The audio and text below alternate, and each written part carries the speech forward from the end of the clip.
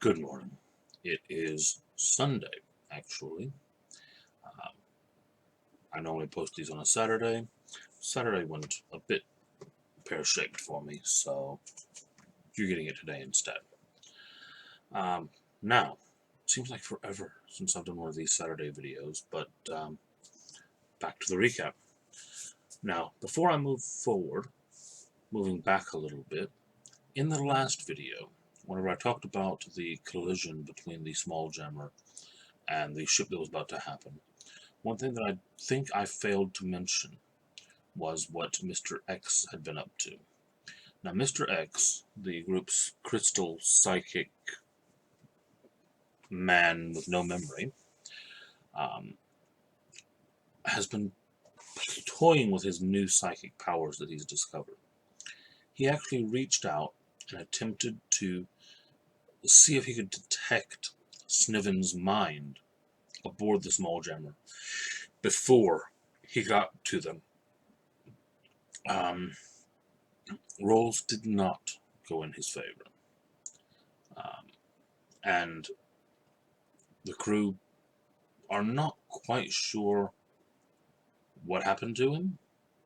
What Mr. X knows is that somehow or another he, in reaching out psychically, touched the small jammer instead of Sniven. Uh, what the crew knows is that he screamed out and dropped unconscious. So he's currently below decks, unconscious, as the ships are spinning and about to collide. So that's what we picked up in session 12. Now, as session 12 begins, my players had spent an entire week trying to figure out if they could survive the two ships hitting each other, which was very funny. I have to admit to that. When the two ships collided, it did do heavy damage to each ship. I will say that the damage dice that I had put together were basically such that if I rolled maximum damage, it would destroy whichever ship I rolled maximum damage on. But if I rolled less than maximum, it would not. That's kind of where the level of pain was. If you can imagine, a maximum roll would have been destruction. And I hit about 2/3 of the way through on one roll and halfway through on the other roll. So, I mean, quite a bit of damage to the ships.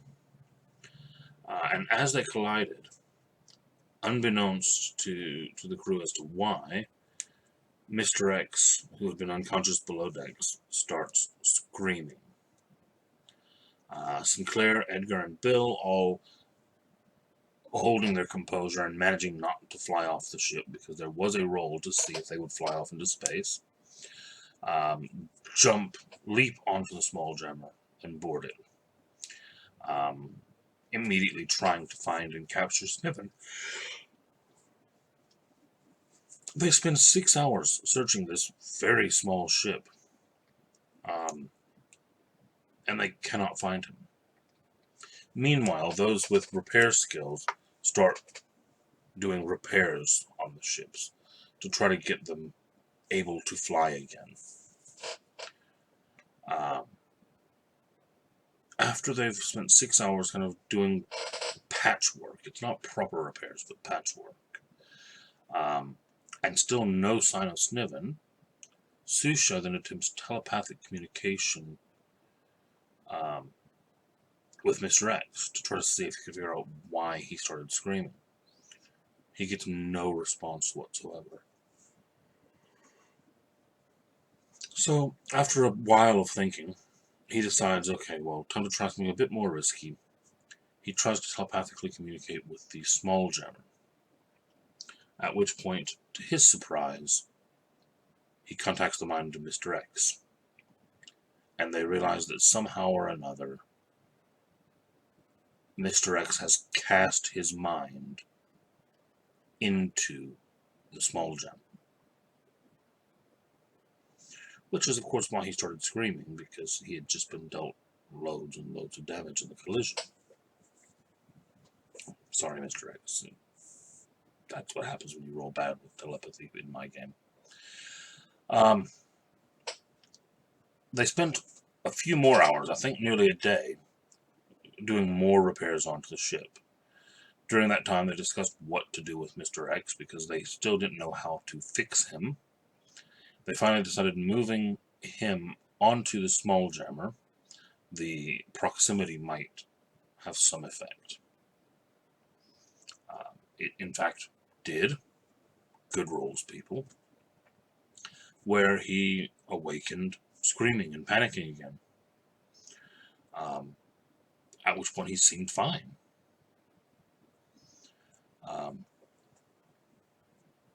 They continued moving through the sphere of Solace, which is where they had collided. Some of them decided to stay on the small jammer. Some of them decided to stay on the main ship. Edgar, actually, because he was the one that was flying it previously, decides to stay at the command post, the spelljamming helm of the small jammer. As they're traveling, everyone is getting a bit of rest. They are keeping watches, but not very observant watches. Bad rolls again. Edgar is awake, but does not notice what's going on before it happens, as Sniven slips out of somewhere, which we'll get to in a minute, and decides to attack Edgar from behind. At which point, as Edgar spins around, he sees Sniven disappear up into the roof and close a hatch behind him. And then as he does, the hatch vanishes. It's, in effect, a magical escape room that Sniven has set up. The magic is in a lot of ways similar to the Magnificent Mansion, but tailored towards working in conjunction with a spelljammer of some kind, and a much smaller space. It is a escape, not necessarily a home. The benefit of it is that it lasts a lot longer than a day. The original design for them in my games was that a ship could carry one, and if the ship was losing oxygen for whatever reason, the crew could actually, or a couple members of the crew at least, could disappear off into this latch room, and there's actually oxygen enough in there, I believe, for 6 months. So they could try to wait out the ship being recovered.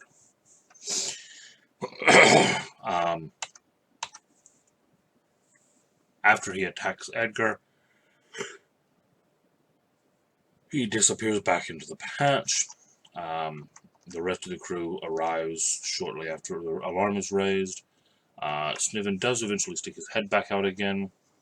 They begin to negotiate for safe passage, which Susha offers. Sniven informs them that they're going the wrong way and will likely run into Tionan Zur. Now, Zur is someone that they have not heard of very much previous to this. But he starts to come into things. He is the arcane head of the Arcane Shipmasters Guild. And basically, Sniven and Zur made a deal. And that deal was that Zur would assist Sniven in getting to Rhyme,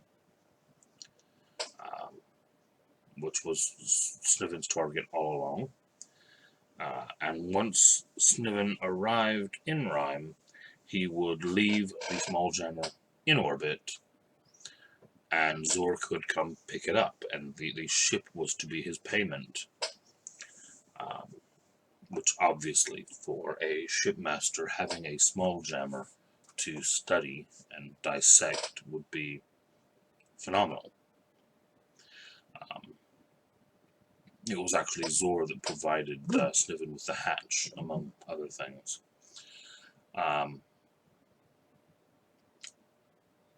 There was a huge amount of arguing, which I didn't even bother to document because it was just back and forth arguing. Some people didn't want to deal with Sniven, some people did want to deal with Sniven. Eventually, Susha just made a deal, which a lot of the crew was not happy with, but kind of, to an extent, had to honor. Finally, both ships set off towards Rime. Mr. X decides to try his telepathy again, and has a kind of clairvoyant moment where he envisions a navigator standing over a map, explaining that they could only be days behind the thief. He manages to get a description of the 3 ships that he sees on this kind of tactical map that they're using. And from the carved statues that they're using to show where they believe the ships are at the moment, it looks like a whale ship and 2 great bombards who are currently departing way on their way towards Solace, and then from there through to Rime. Now, that ended session 12. The next week, we picked up with session 13, and Sinclair having a long talk with Sniven about how Sniven actually thought he was going to get from the small jammer to the spell jammer, which they still believe that must be his goal, is to get to the spell jammer. In the process, they discover that Sniven has plans to meet someone on a planet in Harmony who can get him aboard the Spelljammer. But that he's also going there to get that person away from the Spelljammer, which doesn't really make a great deal of sense. He's meeting someone to get him to the Spelljammer, to get them away from the Spelljammer. And Sniven doesn't seem to have a very clear view of what he's planning to do. We had a bit of a break in the action as the group encountered a group of space whales. This was one of the few times in the tension of things that I was making a roll on the random space encounters chart. I don't do it with every journey because it comes to a point that it just slows the game down too much. But on occasion, I do like to roll on the chart. And instead of a combat, they encountered space whales. So, yeah. They travel for another 10 days and then encounter some debris where it looks like a ship has been destroyed by an orb of annihilation. Sinclair does find a magical chest that is still intact, pulls it on board, discovers a number of potions and some magical items. Bonus. Mr. X decides to cast out his telepathy again to search for any survivors in this debris. Doesn't find any survivors, but he does find an extra mind in Sniven's head. A second set of thoughts piggybacking onto Sniven's mind. He informs the captain of this, and the captain goes down to confront Sniven, trying to figure out, who's controlling him, what's going on. Finally, in kind of a frustrated rage, Sniven throws a ring at Sinclair and describes his close friendship with an Illithid, Shaluth, who had been another crew member on board the ship. Now, Edgar who had served on that ship and knew of Shalooth. He didn't actually know Shalooth, but he knew of her. Knew that there had been a lot of rumors at the time that Sniven and Shalooth may have been a couple. And they start to realize that Sniven might not be in this for money. He might be in this for love, or he might be in it because he's being controlled. They're not really sure at this point. The group then, the ships arrive at Rime. Now, the gap in the sphere wall of Rime, where they're able to sail into the sphere, around it, on the edges of the sphere wall, there are 30-foot tall warning signs etched into the wall of the sphere, warning people, keep out, turn away, leave, depart, in a dozen different languages. Maybe more than a dozen different languages, maybe 24 different languages. It's very, very clear people don't want people coming through this sphere. It's dangerous, very dangerous, and the signs say so. So the crew sails past them into Rime.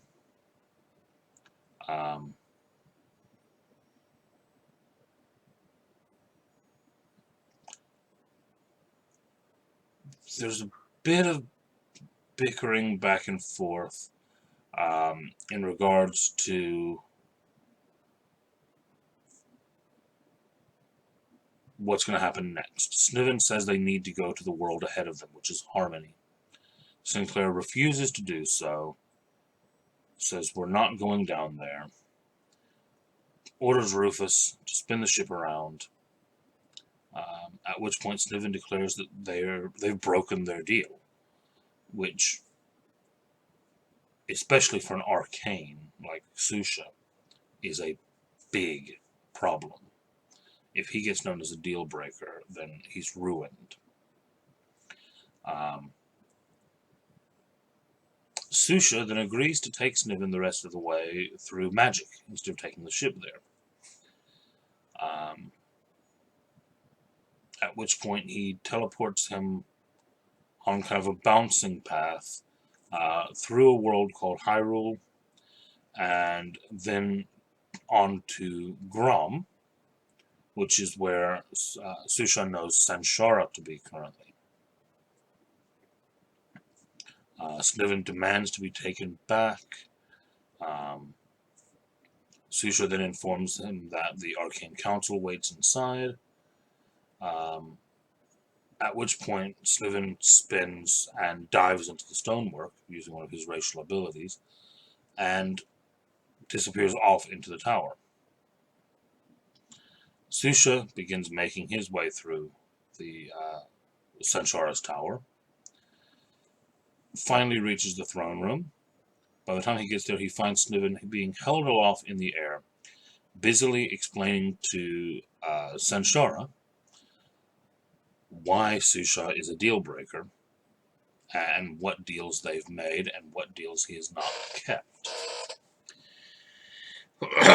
Now, Susha tries to step in and tell his side of the story.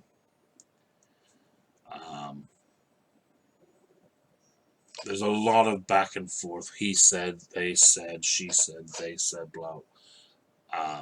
I said this, but I meant this, and I said this, but actually it was this, and he said he was going to do this, but actually he did this.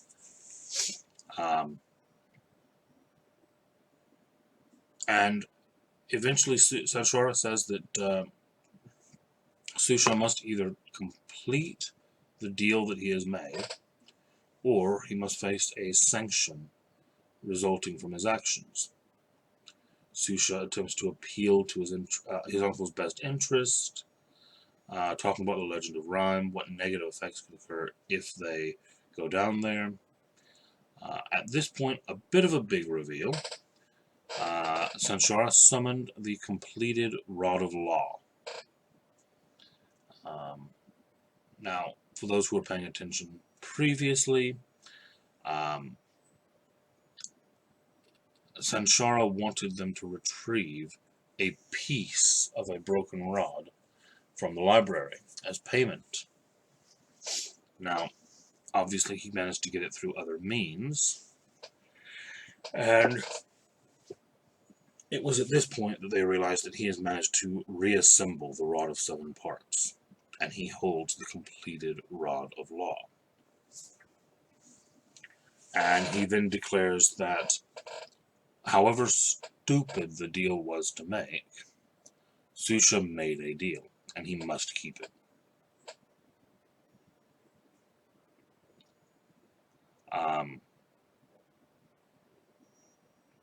Susha finally says, okay, fine. Could you at least then let me get some items from you to help us be silent? Because the whole thing is about the whole legend of Harmony that they've heard is all about this thing that could be awakened. So they're thinking if they're silent, that will help.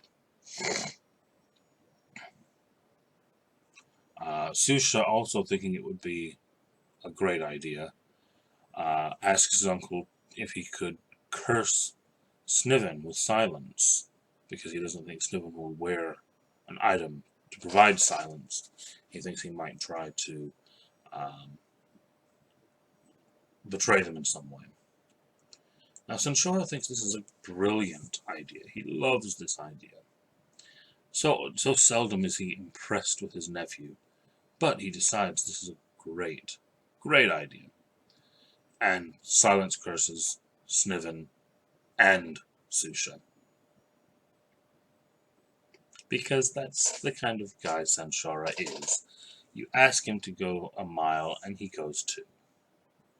Just really likes to go that extra step beyond what's needed.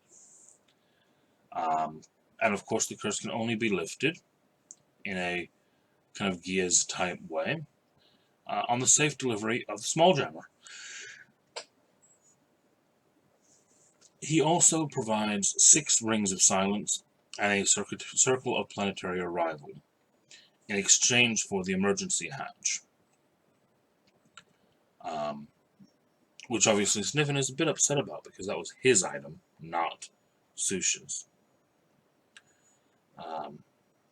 Sanshara then takes Susha's prized magical ring from him, which had been a gift from Sanshara originally, saying that it also would be returned on the delivery of the small jammer.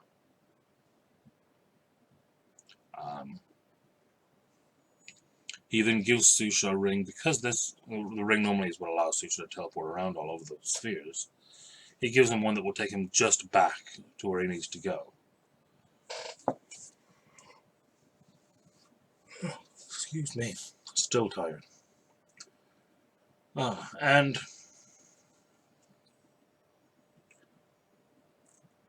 I think we'll leave it there for today, and leave Harmony for next time. So hopefully you've enjoyed today's video. I'll be back on Monday with more. And obviously, as always, like, subscribe, all the good stuff if you enjoyed it. Have a great day.